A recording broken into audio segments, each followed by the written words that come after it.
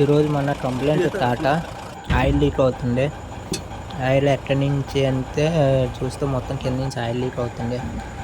దాన్ని బట్టి air compressor నుంచి వస్తుందేమో. ఎయిర్ కంప్రెసర్ ఓపెన్ చేస్తున్నాం. చూసాం ఎయిర్ కంప్రెసర్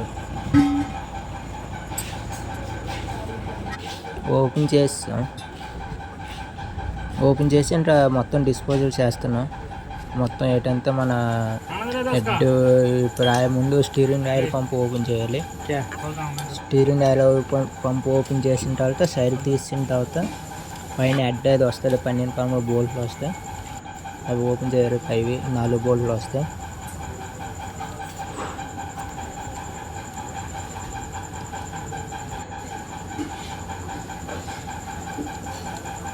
నాలుగు బోట్లు చూస్తాను. మళ్ళీ మన ఎలా ఎందుకంటే 3 అంటే అన్నీ ఒకే సైజు ఉండవు. ఆపోజిట్ ఉంటాయి. చిన్న చిన్నవి పెద్ద ఉంటాయి. చూసుకొని అవి ఓపెన్ చేసి పెట్టుకోవాలి. కింద ప్లేట్ వస్తుంది. ప్యాకింగ్ మనకి అంత బేగా డ్యామేజ్ అవ్వదు. గ్యాస్ స్టిక్స్ టైప్ వస్తాయి. మళ్ళీ కావాలంటే 2 సార్లు వేసుకోవచ్చు. ఇవి గ్యాస్ స్టిక్లు. లేకపోతే మనం నచ్చితే కొత్త వేసుకోవాలి. మొత్తం ఆయిల్ వచ్చేస్తుంది లోపల. వెనకాల 12 ప్లేట్ వస్తుంది. ప్లేట్ ఓపెన్ చేసుకొని ట్యాంక్ రాడ్ 8 బోల్ట్లు వస్తాయి. 8వ నెంబర్ బోల్ట్ ముందు ప్లేట్ ఓపెన్ చేసి తీసేయాలి. ఎందుకంటే మనకి ఇది ఆయిల్ లీకేజ్ అవ్వకుండా మామూలు కింద సపోర్ట్ మనకి ఎప్పుడైనా ఫ్యూచర్లో ఓపెన్ చేయాలంటే అలగిస్తారు.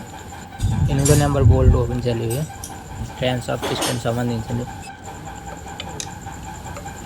బయట మెల్లి కొట్టుకోవాలి.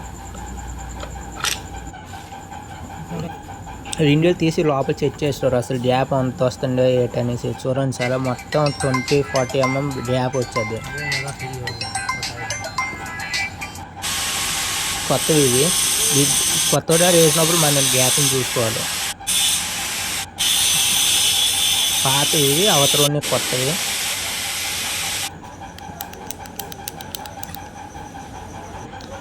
ఏంటంటే మనకి ఫస్ట్ కింద ఐరన్ వస్తాయి. కింద ఐరన్ వేసుకోవాలి.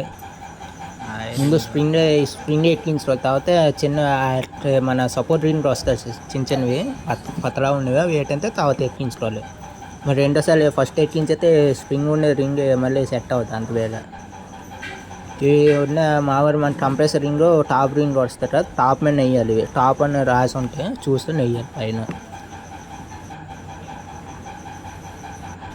ఏంటంటే మన సార్ తీసి వెళ్ళితే ఇంకా మనకి పిస్టన్ టూల్ వస్తుంది. అది ఉంటే లేకపోతే చేతితోనే మనం ఎక్కించుకోవచ్చు. మిల్లు కొట్టుకోవాలి.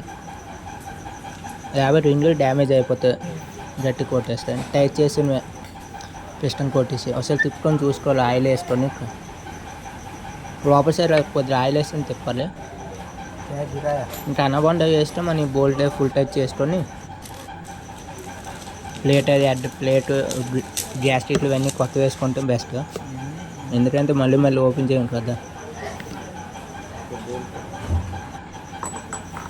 కొంతమంది ఏంటంటే కన్ఫ్యూజ్ అయిపోతారు. అవి అవసరం లేదు. మీరు ఎలా ఓపెన్ చేస్తున్నారని దాని మీద ఏంటంటే మనకి మార్క్ ఉంటుంది. అది మీకు అంచనా తెలిసిపోదు. Steering pump ఎక్కించుకోవడమే. ఎక్కించుకొని ఇదే ఫుల్ టచ్ చేసుకోవడమే. ఎందుకంటే అన్ని బయట ఎక్కించుకో మళ్ళీ అట్లా మన డబుల్ పని అవుతుంది కదా. మళ్ళీ అట్లా స్టీరింగ్ పంప్ ఎక్కించాలని కొద్దిగా ఇబ్బంది. అదేదో ఎక్కడ ఎక్కించుకొని మనం అంతా చేసుకొని ఉంటే సింపుల్గా ఉంటుంది. బండికి ఎక్కించి ఇంకా బండి స్టార్ట్ చేసి పైప్లో టైట్ చేసి స్టార్ట్ చేసి చూడాలి ఎయిర్ వస్తుందో లేదని.